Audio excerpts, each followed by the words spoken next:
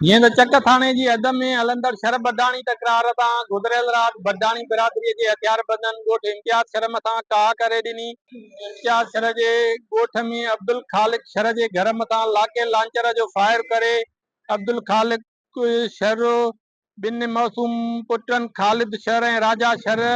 भाउ अब्दुल सत्तार शर ऐं हिकु महिमान अब्दुल जब्बार शर समेत 5 ॼणनि खे क़त्ल करे फरार थी विया,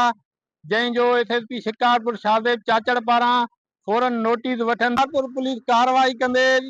ॻोठ ॿुढो बडाणीअ ते ड्रोन मार हमला कया आहिनि, जंहिंमें मादर गोला लॻण सबबि जवाद पुट इरशाद बडाणी मौके ते मारिजी वियो आहे ऐं 3 औरतुनि समेत 8 ॼणा ॿिया ज़ख़्मी थी विया आहिनि, जंहिं ते मुख़्तलिफ़ थाणनि ते केस हुजण सबबि अस्पतालुनि ॾांहुं न आंदा विया आहिनि, जंहिंजो गुजगोअ में इलाज करायो थो वञे। ॿिए तरफ़ बचियल भयो थाणे जी हद ॻोठ मज़ार ख़ान कुर्सी जतोईअ में कुर्सी बिरादरी ॿिनि धुरनि गुलाम नबी कुर्सी जतोई ऐं करीमन कुर्सी जतोई धुरनि में पुराणे ज़मीनी तकरार तां झेड़ो थी वियो आहे, जंहिंमें गोलियूं लॻण सबबि मौसूम नीगर ज़हूर पुट अलीअ ॾिनो कुर्सी जतोई मारिजी वियो आहे।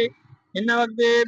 धुरनि में शिकतान जारी आहे। हाज़िर कंदा हलूं त डॉक्टर मोहम्मद इब्राहिम जतोई मीर आबिद हुसैन जतोई पारां ॿिन्ही धुरनि खे